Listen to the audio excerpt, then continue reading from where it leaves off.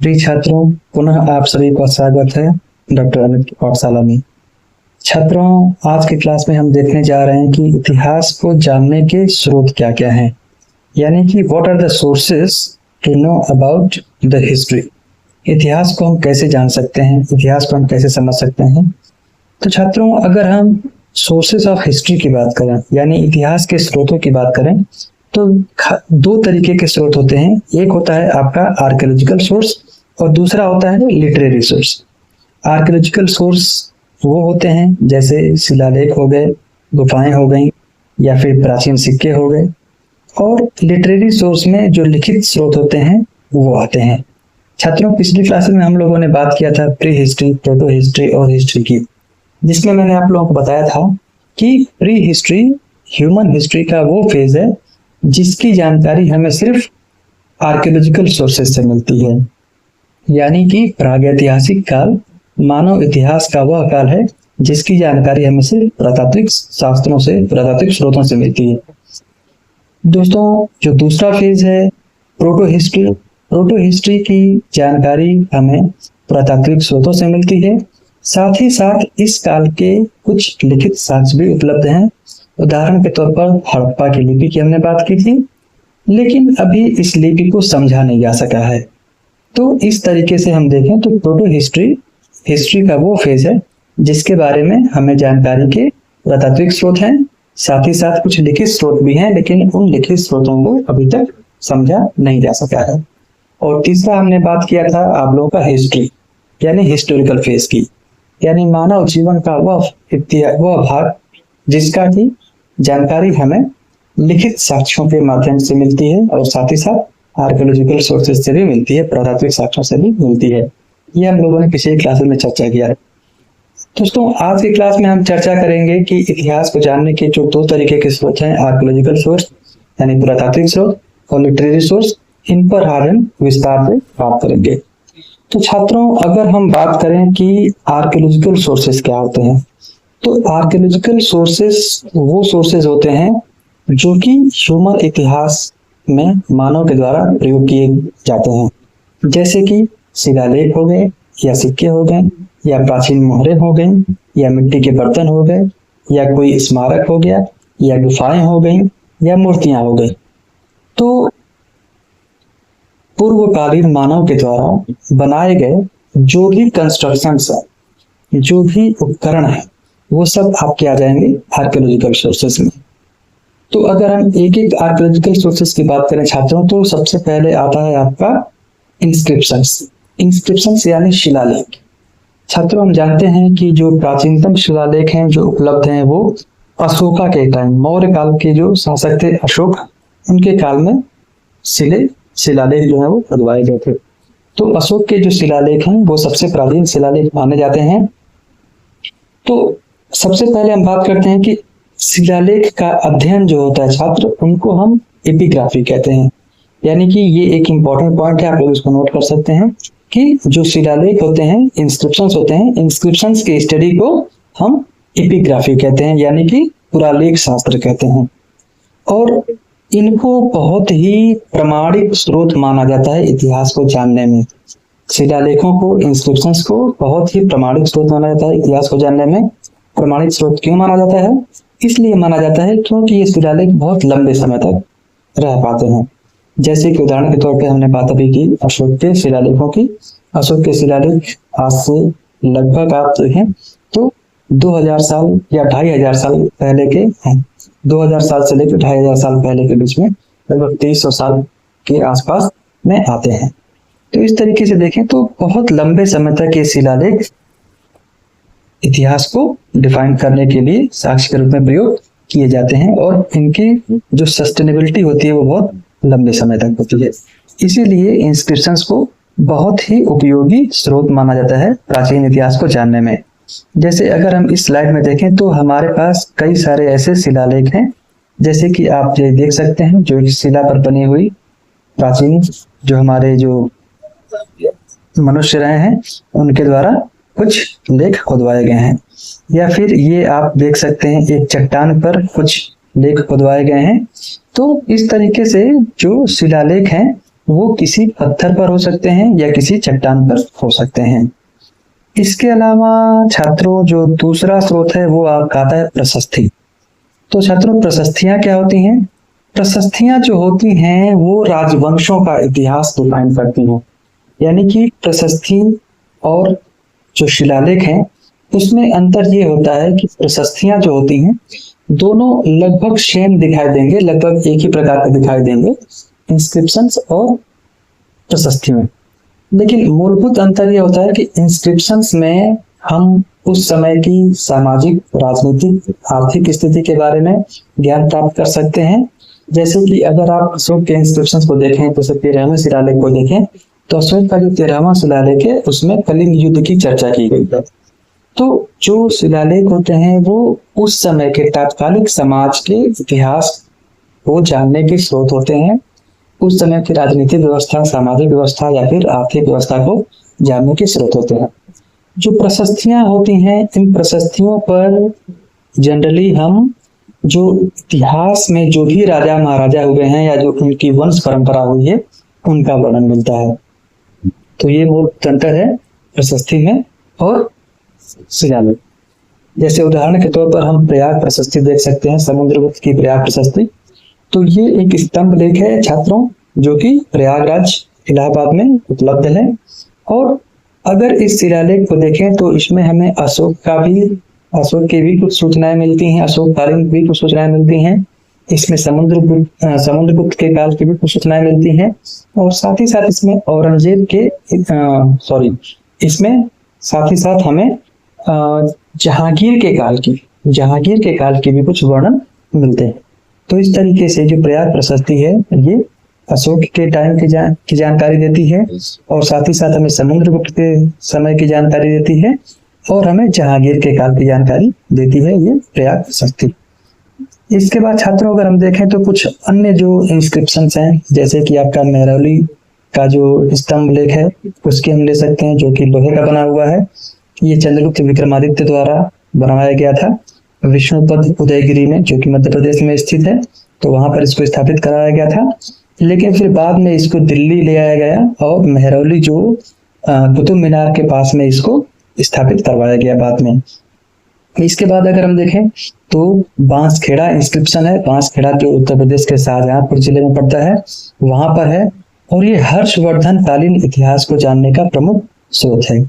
इसके अलावा अगर हम देखें तो उत्तर प्रदेश के गाजीपुर जिले में भीतरी स्तंभ लेख है, जिसको जो सैदपुर क्षेत्र है वहां पड़ता है। गाजीपुर के सैदपुर क्षेत्र में भीतरी एक जगह है, वहां पर पड़ता है। और ये स्तंभ गुप्त के जानकारी हमें भीतरी स्तंभ लेख से मिलती है। साथ ही साथ छात्रों अन्य जो स्तंभ हैं, जैसे कि हम मंदसौर इंस्क्रिप्शन को ले सकते हैं, जो कि मालवा मध्य प्रदेश में पड़ता है, जो कि यशोधर्मन के बारे में हमें जानकारी देता है।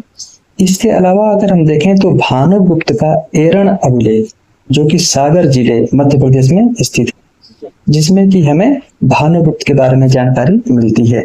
तो ये कुछ महत्वपूर्ण स्तंभ लेख हैं, शिलालेख हैं, जिनकी जानकारी हमें मिलती है, जो कि इतिहास को जानने के महत्वपूर्ण स्रोत है।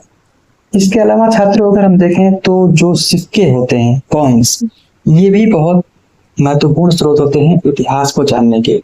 और छात्रों जो सिक्कों का अध्ययन है उसको न्यूमिस्मेटिक्स कहा जाता है। न्यूमिस्मेटिक यानी मुद्रा शास्त्र। तो सिक्कों के अध्ययन को न्यूमिस्मेटिक्स कहा जाता है। और जो प्राचीनतम सिक्के हैं छात्रों, उनको आहत सिक्के कहते हैं। आहत सिक्के इनको क्यों कहते हैं? क्योंकि इन सिक्कों पर खास तौर से इन सिक्कों को बनाया जाता था। इन पर आहत यानी कि इस पर प्रहार करके, इन पर किसी अन्य पदार्थ के द्वारा इस पर प्रहार करके इन सिक्कों को बनाया जाता था और इस पर खास तरीके की आकृतियां अंकित की जाती थी। इसीलिए इन सिक्कों को आहत सिक्के भी कहा जाता है। छात्रों अगर हम बात करें सिक्कों के इतिहास की, तो हम ये कह सकते हैं कि जो पहला स्वर्ण सिक्का जारी किया गया वो इंडो यूनानी शासकों के द्वारा जारी किया गया। इसके अलावा छात्रों अगर हम सिक्कों के थोड़ा सा इतिहास को देखें तो हम ये कह सकते हैं कि जिन सिक्कों पर कोई लेख नहीं होता था या इन पे कोई आकृति नहीं होती थी, उन सिक्कों को पंचमार्क या आहत सिक्के कहते थे।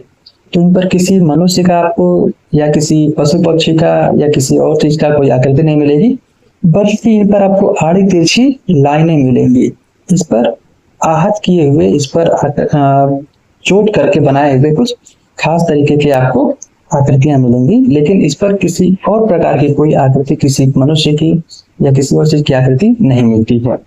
और इसके अलावा अगर छात्रों हम देखें इन सिक्कों के इतिहास को, तो मौर्य शासकों ने सर्वाधिक सिक्के जारी किए थे। और साथ ही साथ अगर देखें हम शुद्ध सोने के सिक्कों की बात करें, तो कुषाण शासकों के द्वारा सर्वाधिक जो शुद्ध सोने के सिक्के हैं वो जारी किए गए थे। इसके अलावा छात्रों अगर हम बात करें गुप्त शासकों की, तो गुप्त शासकों ने सर्वाधिक सोने के सिक्के जारी किए। लेकिन अंतर यह है कि जो कुषाण शासकों के सोने के सिक्के थे उनमें शुद्धता ज्यादा थी, और जो गुप्त शासकों के द्वारा जारी किए गए सोने के सिक्के थे उनकी शुद्धता कम थी। छात्रों हम ये भी जानते हैं कि जो सातवाहन शासक थे उन लोगों ने शीशे के सिक्के भी चलाए। तो इस तरीके से छात्रों जो सिक्कों का इतिहास है वो प्राचीन राजवंशों के बारे में जानने का बहुत ही महत्वपूर्ण साक्ष्य माना जाता है। छात्रों इसके अलावा आप लोग जानते होंगे कि कौरिस होती हैं, जो कौरियां होती हैं, ये प्राचीन इतिहास को जानने की महत्वपूर्ण स्रोत हैं। ये भी सिक्के के रूप में प्राचीन काल में प्रयोग किया जाते थे, और यदा कदा ये कौड़ियां आज भी हमें घरों में अपने किसी बुजुर्ग के पास मिल जाती हैं। इसके अलावा छात्रों अगर हम बात करें तो प्राचीन स्रोत को जानने के लिए पोट्रीज महत्वपूर्ण स्रोत हैं। पोट्रीज यानी मिट्टी के बनाए हुए बर्तन। जैसे हम लोगों ने भी बचपन में देखा होगा कभी कि खेलते हुए हम लोग मिट्टी के बर्तन बनाया करते थे, तो उसी तरीके से ये मिट्टी के बनाए हुए जो बर्तन हैं वो भी प्राचीन मानव के संस्कृति को जानने के लिए, उस समय की सभ्यता को जानने के लिए बहुत ही महत्वपूर्ण स्रोत के रूप में अपनी भूमिका निभाते हैं। और छात्रों ये जो प्राचीन मिट्टी के जो बर्तन हैं ये प्रागैतिहासिक काल से लेकर और वर्तमान काल तक के इतिहास पर प्रकाश डालते हैं। यानी ऐतिहासिक काल यानी कि जब लेखन कला का विकास हो गया तब तक के इतिहास को जानने के जो स्रोत हैं वो हमारे ये मिट्टी के बर्तन यानी पोट्रीज हैं। इसके अलावा छात्रों अगर हम बात करें अन्य स्रोतों की, तो इसमें स्कल्पचर्स आते हैं। स्कल्पचर्स यानी मूर्तियां, स्मारक, ये भी प्राचीन इतिहास को जानने के महत्वपूर्ण स्रोत हैं। जैसे हम भारत में कई तरीके की मूर्ति कला रही है, जैसे हम गांधार मूर्ति कला की बात कर लें, या फिर मथुरा कला शैली की बात कर लें, या अमरावती कला शैली की बात कर लें। छात्रों में एक विशेष आप लोगों का लेक्चर लूंगा जो कि मूर्ति कला पर ही आधारित होगा। तो ये हम आने वाले कुछ समय में इसके ऊपर हम एक अलग से लेक्चर लेंगे जो मूर्ति कला के विभिन्न जो इसकी स्टाइल्स हैं, जो विभिन्न शैलियां हैं, उस पर आधारित होगा वो हमारा लेक्चर। छात्रों इस पर हम आगे के लेक्चर्स में विस्तार से बात करेंगे। आज हम सिर्फ इतिहास को जानने के स्रोत की बात कर रहे हैं, इसीलिए हम इस लेक्चर को बहुत लंबा ना करते हुए हम संक्षेप में इन सारे ही जो सोर्सेज हैं उनकी हम चर्चा कर रहे हैं। छात्रों अगर आप इस चित्र को देखें तो आप देखेंगे कि ये जो चित्र है ये मथुरा स्टाइल में बना हुआ है, मथुरा शैली में बना हुआ ये चित्र है, जो कि एक चट्टान पर बना हुआ है। एक पत्थर पर आकृतियां बनी हुई हैं देवी देवताओं की या गंधर्वों की, इसमें आकृतियां बनी हुई हैं। तो इन आकृतियों के माध्यम से भी हम समझ सकते हैं जो मथुरा कला शैली पर आधारित है, किस तरीके से ये जो स्कल्पचर्स हैं वो इतिहास को जानने के स्रोत हो सकते हैं। इसके अलावा छात्रों पेंटिंग्स जो होती हैं, चित्रकला जो होती है, वो भी प्राचीन काल के इतिहास को जानने के बहुत महत्वपूर्ण स्रोत हैं। जैसे कि हम अजंता एलोरा के गुफाओं के में उत्कीर्ण चित्रों की बात कर लें, तो ये अजंता एलोरा में जो उत्कीर्ण जो आपके जो चित्रकला है। इसके अलावा छात्रों अन्य अगर हम पेंटिंग्स की बात करें, चित्रकला की बात करें, तो हम उदाहरण के तौर पर देख सकते हैं मध्य प्रदेश के भीमबेटका में स्थित ये प्राचीन जो चित्र हैं, जो पाषाणकालीन, पूरा पाषाणकालीन जो चित्र हैं या जो मध्य पाषाणकालीन चित्र हैं, इनकी हम उदाहरण ले सकते हैं।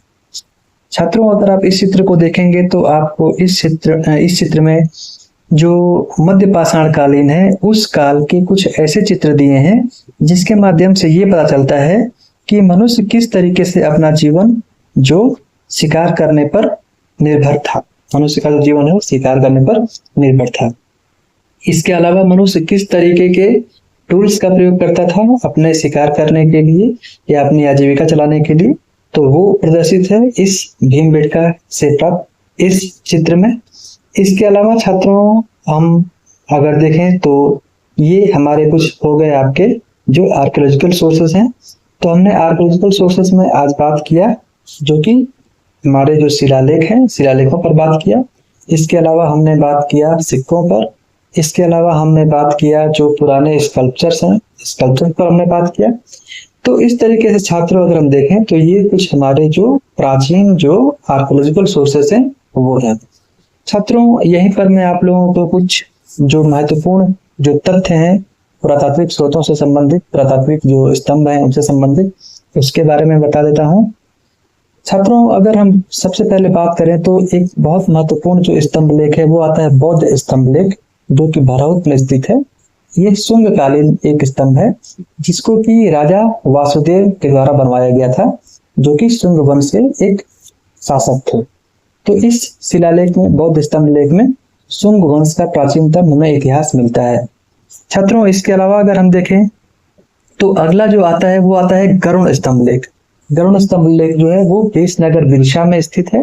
ये भी शुंगकालीन है। और ये जो शिलालेख है, ये जो गरुड़ स्तंभ है, ये भागभद्र के द्वारा बनवाया गया था, भागभद्र से संबंधित है। और इसके अलावा जो प्रयाग प्रशस्ति है, मैंने आप लोगों से बात की ही थी कि समुद्रगुप्त के द्वारा इसको रचित किया गया था, समुद्र के द्वारा इसको बनवाया गया था, जो कि प्रयागराज इलाहाबाद में है। यह गुप्तकालीन एक अभिलेख है। इसके अलावा ऐरण अभिलेख, जो ऐरण मध्य प्रदेश में गुप्तकालीन ये भी है, समुद्रगुप्त के द्वारा बनवाया गया था इसको। और इसमें समुद्रगुप्त के व्यक्तिगत मामलों की सूचना हमें प्राप्त होती है। इसके अलावा मथुरा स्तंभ लेख है, जो कि उत्तर प्रदेश के मथुरा जिले में स्थित है। यह भी गुप्तकालीन है, चंद्रगुप्त द्वितीय के द्वारा, जो विक्रमादित्य हैं उनके द्वारा इससे संबंधित है। इसके अलावा महरौली स्तंभ लेख है, जो कि महरौली दिल्ली में है, गुप्तकालीन यह भी है, मैंने इसकी भी अभी चर्चा की आप लोगों से। इसके अलावा छात्रों अगर हम देखें तो अन्य जो शिलालेख है वो है भीतरी स्तंभ लेख, जैसे मैंने आपसे बात की, गाजीपुर में शिलालेख स्थित है, उत्तर प्रदेश के गाजीपुर जिले में है, जो कि स्कंदगुप्त के द्वारा रचित करवाया गया था। इसके अलावा छात्रों अगर हम देखें तो तालगुंडा स्तंभ लेख है। तालगुंडा स्तंभ जो है वो है सिभोगा मैसूर में पड़ता है। यह भी गुप्तकालीन आपका स्तंभ है और यह जो है वो शांति वर्मन के द्वारा बनवाया गया था। तो छात्रों ये हमारे कुछ जो महत्वपूर्ण शिलालेख हैं जिनकी आज हमने चर्चा की है, ये हैं। इसके अलावा छात्रों आज हमने बात की है मुद्राओं की। मुद्राएं महत्वपूर्ण स्रोत हैं। छात्रों इसके बाद हम बात करेंगे आपकी जो दूसरे स्रोत हैं, दूसरे टाइप के जो स्रोत हैं जिनको कि हम रिटन सोर्सेस कहते हैं, उनकी हम बात करेंगे। तो छात्रों अगर हम रिटन सोर्सेस यानी कि साहित्यिक स्रोतों की बात करें, लिटरेरी सोर्सेस की बात करें, तो इसमें दो तरीके के साहित्य आते हैं। एक होता है आपका जो भारतीय जो विवरण है, भारतीय जो हमारे ऋषि मुनि रहे हैं या जो हमारे प्राचीन जो विचारक रहे हैं उनके द्वारा जो लिखे गए जो भी साक्ष्य हैं उनको हम ले सकते हैं। और दूसरा जो है वो है विदेशी जो हमारे यात्री रहे हैं, विदेशी जो लोग भारत आए उनके द्वारा जो रचित जो भी साक्ष्य हैं या जो लिखित जो भी विवरण है उनको हम उदाहरण के तौर पर ले सकते हैं। तो छात्रों अगर हम भारतीय अकाउंट यानी इंडियन अकाउंट्स की बात करें, भारतीय विवरण की बात करें, तो भारतीय विवरण दो तरीके के हैं। एक जो है वो धार्मिक यानी रिलीजियस सोर्सेस हैं और दूसरे हैं नॉन रिलीजियस सोर्सेस यानी धर्मेतर साहित्य। रिलीजियस सोर्स यानी धार्मिक साहित्य और नॉन रिलीजियस सोर्सेस यानी कि धर्मेतर साहित्य। तो छात्रों अगर हम धार्मिक साहित्य की बात करें यानी रिलीजियस सोर्सेस की बात करें तो इसमें खास तौर से आपके जो वैदिक लिटरेचर्स हैं वो आ जाते हैं, जैसे कि हमारे 4 वेद हैं या उपनिषद्स हैं या जो हमारे जो 2 महान ग्रंथ हैं एपिक्स, उनकी हम बात कर लें, या फिर जो पुराण हैं या स्मृतियां हैं, या साथ ही साथ इसके अलावा जो बुद्धिस्ट ग्रंथ हैं या जो जैन ग्रंथ हैं वो भी आप क्या जाते हैं धार्मिक साहित्य में। तो छात्रों ये हमने देखा। इसके बाद हम बात करते हैं आपके एक एक करके धार्मिक साहित्यों के बारे में। धार्मिक साहित्य में सबसे पहले हम बात करेंगे जो कि ऋग्वेद। ऋग्वेद जो है वो सबसे प्राचीनतम ग्रंथ माना जाता है। इसका जो समय अवधि है वो लगभग 1500 BC से लेकर के और 1000 BCE के बीच में है। यानी 1500 ईसा पूर्व से लेकर के और 1000 ईसा पूर्व के बीच में जो ऋग्वेद का काल है वो माना जाता है।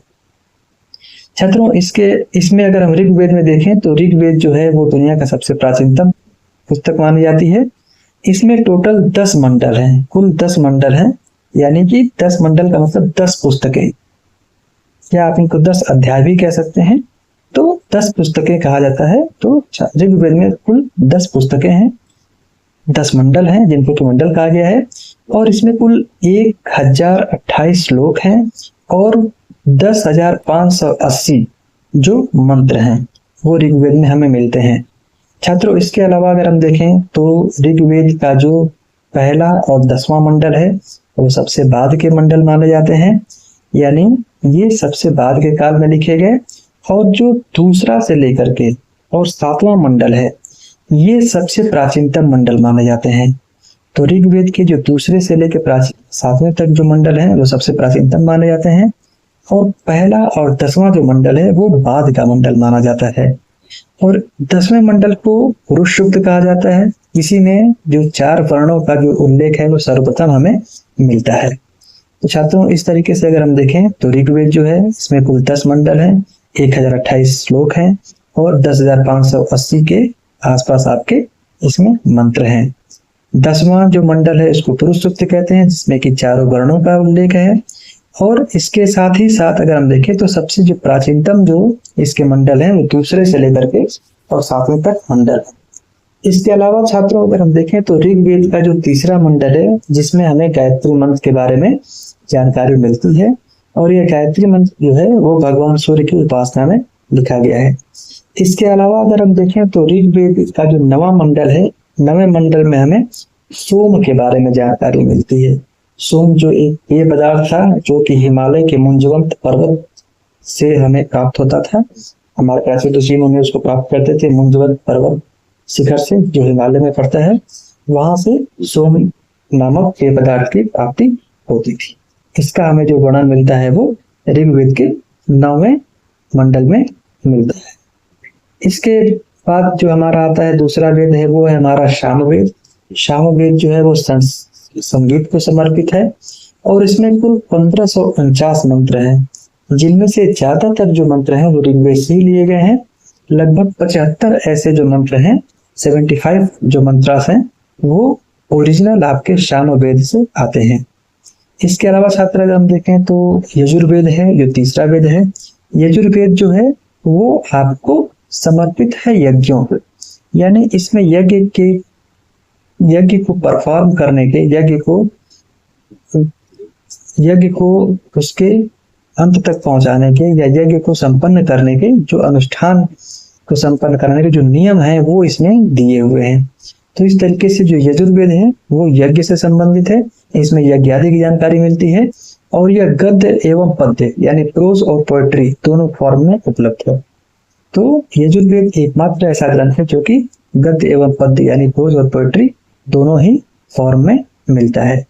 इसके अलावा जो चौथा वेद है वो है अथर्ववेद।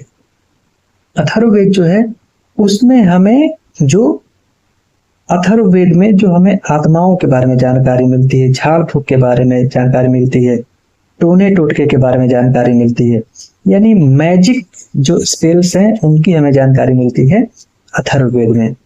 और इसमें जो 2 सभा और समितियों का वर्णन किया गया है, जो कि प्राचीन जो संस्थाएं थी, सभा एवं समिति, इनका वर्णन किया गया है। और अथर्ववेद ये कहता है कि जो प्राचीन सभा और समितियां थी वो प्रजापति की पुत्रियां थी, यानी कि सभा और समिति को प्रजापति की पुत्रियों के समान बताया गया है। प्रजापति मतलब जो इस धरती के निर्माता माना जाते हैं भगवान ब्रह्मा, उनकी पुत्रियों के समान बताया गया है सभा और समिति को। क्यों सभा और समिति को प्रजापति की पुत्रियां कहा गया है? क्योंकि जिस तरीके से प्रजापति जो हैं इस पृथ्वी के निर्माता माने जाते हैं, उसी तरह से इस पृथ्वी को चलाने के लिए जो नियम कानून बनते थे वो नियम कानून सभा और समिति, जैसे आज हम बात करते हैं लोकसभा राज्यसभा की, उसी प्रकार से ये प्राचीन जो सभाएं थी। तो जैसे अगर हम आज के समय में राज्यसभा को देखें तो राज्यसभा जो होती है वो एजुकेटेड लोगों की या समाज के एलीट वर्ग का एक जो संस्था मानी जाती है। इसमें जो बौद्धिक वर्ग के लोग हैं वो शामिल होते हैं राज्यसभा में। उसी प्रकार अगर हम प्राचीन काल में देखें तो सभा नामक जो काउंसिल थी वो थी, जिसमें कि उस समय के जो बुजुर्ग लोग थे, जो अनुभवी लोग थे, जो शिक्षित लोग थे, वो इसके सदस्य बनते थे। और साथ ही साथ जो समिति थी वो आज के लोकसभा की तरह थी। लोकसभा यानी कि जो आम जनता के द्वारा जो चुने हुए सदस्य थे या आम जनता के द्वारा जो नियुक्त किए हुए सदस्य होते थे वो इसमें शामिल होते थे। इसमें कोई भी सामान्य व्यक्ति जो है समिति का सदस्य हो सकता था। जैसे कि आज हम लोकसभा को देखते हैं तो लोकसभा का जो चुनाव होता है उसमें डायरेक्ट जो जनता है वो अपने प्रतिनिधि को चुनती है। तो इसी प्रकार अगर हम देखें तो जो समिति है वो आम लोगों के द्वारा चुनी गई जो संस्था थी वो थी। तो इस तरीके से अगर हम देखें तो अथर्ववेद में हमें सभा एवं समिति के बारे में जानकारी मिलती है। और अथर्ववेद सभा और समिति को ब्रह्मा की दो पुत्रियों के समान बताया है। इसके अलावा अगर हम छात्रों अथर्ववेद को देखें तो अथर्ववेद में हमें मेडिकल साइंस से रिलेटेड कुछ जानकारी मिलती है, चिकित्सा उपचार करने के कुछ तरीके मिलते हैं। साथ ही साथ इसमें हमें कृषि के बारे में कुछ जानकारी मिलती है और इसके अलावा हमें खगोल विज्ञान यानी एस्ट्रोनॉमी की भी जानकारी मिलती है। तो इस तरीके से अगर हम देखें तो अथर्ववेद जो है वो प्राचीन भारत के इतिहास को जानने का महत्वपूर्ण स्रोत है। तो छात्रों यहाँ पर हमने लिटरेरी सोर्स में सबसे पहले बात की, हमने रिलीजियस टेक्स्ट की। और रिलीजियस टेक्स्ट यानी धार्मिक जो हमारे सोर्सेज हैं उसमें हमने बात किया सबसे पहले वेदों की। पहला वेद जो है वो ऋग्वेद है जो कि लगभग 1500 से लेकर के और 1000 BC के बीच में लिखा गया था और ये सबसे प्राचीनतम वेद भी है। छात्रों अगर हम वैदिक काल को देखें तो वैदिक काल को हम दो भाग में विभाजित कर सकते हैं। वैदिक काल जो है वो दो भागों में विभाजित हो सकता है। एक जो हमारा है अर्ली वैदिक पीरियड और दूसरा जो हमारा है वो लेटर वैदिक पीरियड है। यानी कि अर्ली वैदिक पीरियड और लेटर वैदिक पीरियड, प्रारंभिक वैदिक काल एवं उत्तर वैदिक काल।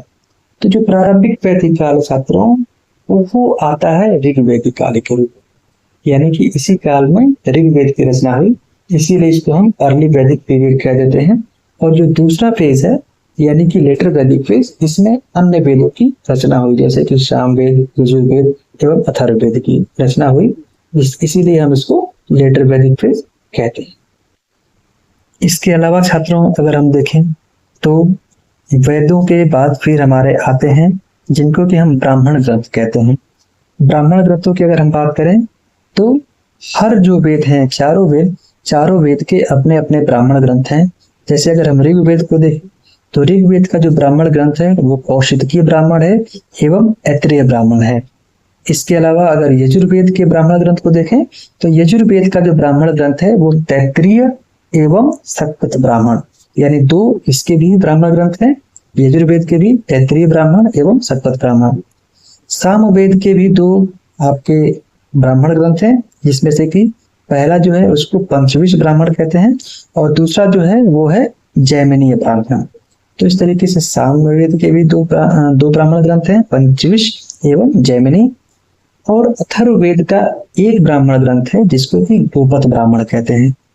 तो छात्रों इस तरीके से वेदों के जो ब्राह्मण ग्रंथ हैं वो ऋग्वेद के दो कौशिकी एवं ऐत्रेय, यजुर्वेद के भी दो ब्राह्मण ग्रंथ तैत्तिरीय एवं शतपथ, और सामवेद के भी दो ब्राह्मण ग्रंथ पंचविश एवं जैमिनीय, तथा अथर्ववेद का एक ब्राह्मण ग्रंथ गोपथ ब्राह्मण है।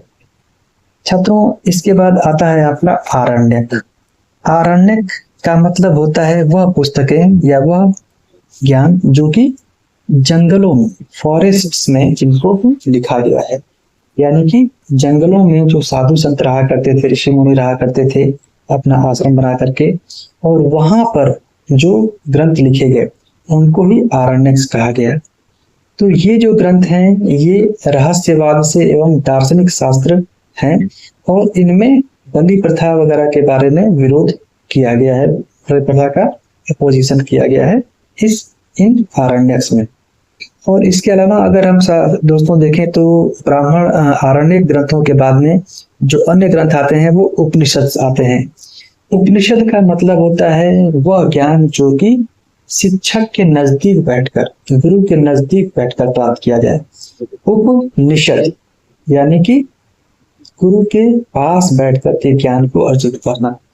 तो उपनिषद का अर्थ है जो कि शिक्षक के पास बैठ करके ज्ञान अर्जित किया जाए। अगर उपनिषदों की संख्या देखें तो कुल 108 उपनिषद हैं, जिनमें से 13 उपनिषदों को मुख्य माना जाता है। और उपनिषदों में हम आत्मा और ब्रह्म पर केंद्रित जो विषय हैं उनकी चर्चा करते हैं। जीवन, ब्रह्मांड, स्वयं, शरीर, यज्ञ, यानी कि दार्शनिक विचारों की हमें जानकारी मिलती है उपनिषदों में। इसके अलावा छात्रों, जो वैदिक काल के जो अन्य जो स्रोत हैं इतिहास को जानने के, वो वेदांत हैं। वेदांत यानी वेदों का अंग। वेदों का अंग से तात्पर्य यह है कि ये वैदिक कालीन जो साहित्य है उसके आखिरी हिस्से हैं, अंतिम हिस्से हैं, इसीलिए इनको वेदांत कहा जाता है। और इनमें यज्ञों के अनुष्ठान वगैरह की इसमें भी निंदा की गई है। और वैदिक काल के अंतिम चरण के बारे में हमें जानकारी मिलती है वेदांत के जो ग्रंथ है उनमें मिलती है। वेदों के यानी वैदिक काल के अंतिम समय के बारे में जानकारी। छात्रों, इसके अलावा अगर हम देखें तो वेदांत अगर हम देखें यानी वेदों के अंग कितने हैं, तो कुल वेदों के 6 अंग हैं, जिसमें कि आपका आता है शिक्षा यानी फोनेटिक्स, यानी कि किस तरीके से आप वेदों का सही उच्चारण, शुद्ध उच्चारण कर सके, इसको हम कहते हैं आपका शिक्षा, फोनेटिक्स। दूसरा जो आता है वो है आपका कल्प मतलब रिचुअलिस्टिक साइंस, यानी कर्म कांडों से जुड़ा हुआ जो नियम है उनको संपन्न कराने के लिए जो नियम है वो आते हैं आपके कल्प में। इसके बाद आता है ज्योतिष जो है जैसे एस्ट्रोनॉमी। इसमें जैसे हम किसी भी शब्द की रचना करते हैं उसमें हम उपसर्ग प्रत्यय कैसे लगाते हैं या नामों और धातुओं का प्रयोग कैसे किया जाता है, ये बताया जाता है आपका ज्योतिष में। इसके बाद आपका आता है व्याकरण यानी कि ग्रामर, यानी कि जो संस्कृत व्याकरण है, संस्कृत को समझने के लिए जो ग्रामर का प्रयोग किया जाता है वो आपका है वो चौथा आपका वेदांग है।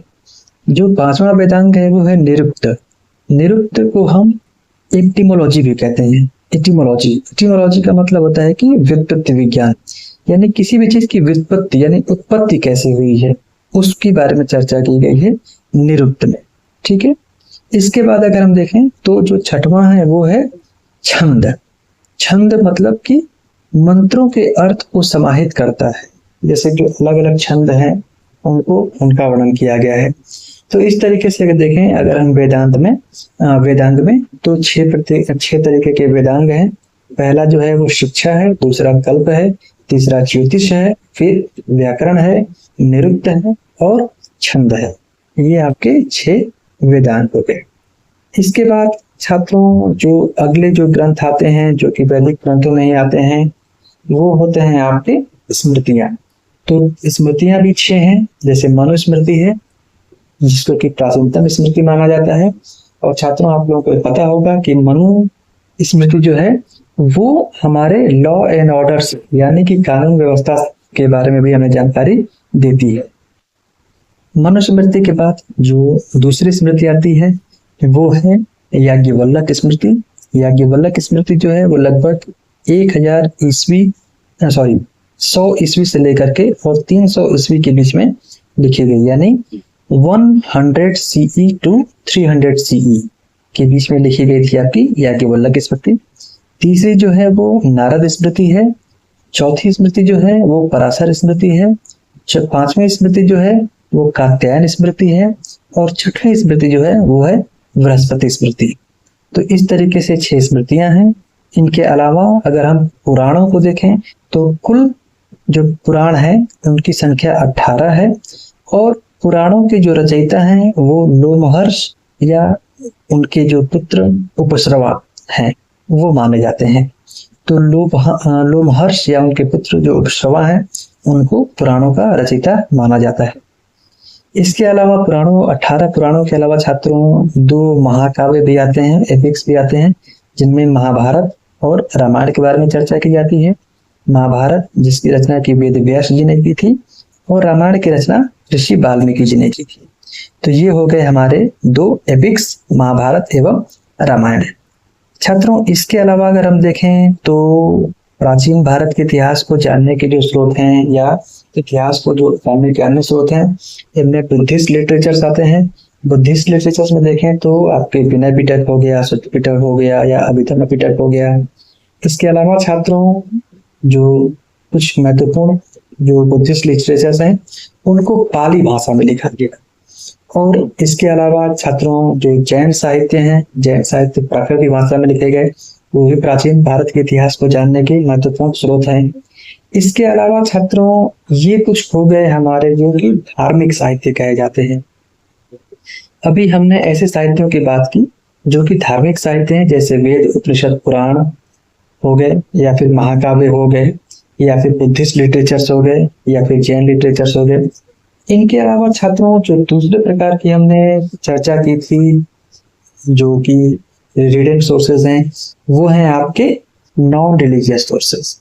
नॉन रिलीजियस सोर्सेज में बेसिकली वो ग्रंथ आते हैं जो कि धर्म की चर्चा ज्यादा ना करके बल्कि सामाजिक चर्चा ज्यादा करते हैं, उस समय की आर्थिक चर्चा ज्यादा करते हैं, या फिर उस समय की राजनीतिक स्थिति का वर्णन करते हैं। जैसे हम उदाहरण के तौर पर हम अर्थशास्त्र को ले सकते हैं। कौटिल्य, जिनको के विष्णुगुप्त या चाणक्य भी कहते हैं, उनके द्वारा लिखी गई, कौटिल्य के द्वारा लिखी गई जो अर्थशास्त्र पुस्तक है। ये जो चंद्रगुप्त मौर्य हैं उनके काल यानी मौर्य वंश की जो सामाजिक जो राजनीतिक स्थिति थी, राजनीतिक स्थिति का वर्णन करता है आपका अर्थशास्त्र। इसके अलावा अन्य कई सारे नॉन रिलीजियस टेक्स्ट हैं यानी धर्मेतर साहित्य हैं, जैसे कि हम राजतरंगिणी को ले सकते हैं। राजतरंगिणी एक बहुत महत्वपूर्ण जो कल्हड़ के द्वारा लिखी गई पुस्तक वो है। इसके बाद कामंदक की नीति शास्त्र हो गई, या फिर हम पतंजलि की महाभाष्य को ले सकते हैं, या विशाख दत्त की मुद्रा राक्षस को ले सकते हैं, या पाणिनि की अष्टाध्यायी को ले सकते हैं। तो ये कुछ हमने जो धर्मेतर साहित्य हैं उनकी हमने चर्चा की। छात्रों, इसके अलावा अन्य बहुत सारे ऐसे जो सोर्सेज हैं जो रिलीजियस और नॉन रिलीजियस टेक्स्ट में आते हैं, उनकी भी हम देखेंगे। लेकिन छात्रों, हमारा एक अगला टॉपिक होगा जब हम बात करेंगे आप लोगों का वैदिक कालीन और उत्तर वैदिक कालीन, जब हम इतिहास की चर्चा करेंगे तो वहां पर हम इन अन्य ग्रंथों की भी बात करेंगे, उनके बारे में भी हम विस्तार से चर्चा करेंगे। अभी आज के लेक्चर में हम सिर्फ बात कर रहे हैं इतिहास को जानने के स्रोत की, तो इसलिए हम आज के लेक्चर में बहुत ज्यादा जो वन लाइनर आपके जो कि टॉपिक्स हैं या वन लाइनर जो क्वेश्चन इसमें आते हैं उन पर हम बहुत ज्यादा बातें नहीं कर रहे हैं। हम इस टॉपिक से रिलेटेड अन्य जो इम्पोर्टेंट जो पॉइंट्स हैं उनको हम आगे के लेक्चर्स में भी डिस्कस करेंगे। यहाँ हम सिर्फ इतिहास को जानने के स्रोत की बात कर रहे हैं। तो छात्रों, हम लोगों ने अभी बात किया, हम लोगों ने बात किया आर्कियोलॉजिकल सोर्सेज की। इसके बाद रिटेन सोर्सेज की बात की। रिटेन सोर्सेज में हम लोगों ने बात किया इंडियन सोर्सेज की। इंडियन सोर्सेज में आपका रिलीजियस टेक्स्ट और नॉन रिलीजियस टेक्स्ट की हमने बात की। इसके बाद आता है फॉरेन अकाउंट्स। तो फॉरेन अकाउंट्स में अगर हम देखें तो कुछ ऐसे भी विदेशी विवरण हमें मिलते हैं भारत के इतिहास को जानने के जो कि विदेशियों के द्वारा लिखे गए। जैसे उदाहरण के तौर पर अगर आप देखें तो मेगास्थनीज जो भारत आया था, मेगास्थनीज जो कि सेल्यूकस का राजदूत था, चंद्रगुप्त मौर्य के काल में भारत आया था और उसने इंडिका नामक पुस्तक की रचना की थी। इसके अलावा छात्र अगर देखें तो एक अज्ञात लेखक हैं जिन्होंने एक पुस्तक लिखी पेरिप्लस ऑफ द एरिथियन सी, यानी लाल सागर का विवरण, लाल सागर का विवरण, द डिस्क्रिप्शन ऑफ रेड सी लिखा था पेरिप्लस ऑफ द एरिथियन सी के नाम से। ये इसके ऑथर कौन है ये अज्ञात है, ये यूनानी एक लेखक रहे हैं, उनका नाम अभी ज्ञात नहीं है। तो उन्होंने लिखा था पेरिप्लस ऑफ द एरिथियन सी। इसके अलावा टॉलेमी, इन्होंने ज्योग्राफी नामक पुस्तक लिखी थी जिसमें कि उन्होंने प्राचीन भारतीय भूगोल के बारे में और भारतीय वाणिज्य के बारे में, भारत के व्यापारिक जो सिस्टम था उस समय का, उसके बारे में चर्चा की थी। लगभग 150 ईस्वी के आसपास में टॉलेमी ने ये पुस्तक लिखी थी। इसके अलावा अगर हम स्ट्रैबो को देखें तो स्ट्रैबो एक महत्वपूर्ण जो कि विदेशी जो एक विद्वान रहे हैं, उन्होंने भी भारत के इतिहास के बारे में चर्चा किया है। छात्रों इसके अलावा अगर हम प्लिनी को देखें तो प्लिनी ने नेचुरल हिस्टोरिका नामक पुस्तक लिखी और नेचुरल हिस्टोरिका में उन्होंने भारत और इटली के बीच में होने वाले व्यापार के बारे में विस्तृत जानकारी दिया। इसके अलावा छात्रों अगर हम देखें तो जो चीनी विद्वान थे, जो चीन से आए हुए जो विद्वान थे, उन्होंने भी बहुत ज्यादा भारत के इतिहास के बारे में लिखा। जैसे उदाहरण के तौर पर हम फाहियान को ले सकते हैं। फाहियान 5वीं शताब्दी में एक बौद्ध भिक्षु के रूप में भारत आए और उन्होंने यहाँ पे बौद्ध धर्म का ज्ञान लिया। इसके अलावा फाहियान है, फाहियान की मैंने बात किया अभी। इसके अलावा जो दूसरे हैं वो हैं वेनसांग। वेनसांग जो है इन्होंने सी यू की नामक पुस्तक लिखी थी। इसके बाद इत्सिंग आते हैं। इत्सिंग जो है वो इन्होंने प्रसिद्ध जो बौद्ध भिक्षु हैं उनके बारे में जो गाथाएं हैं उनके बारे में इन्होंने चर्चा किया।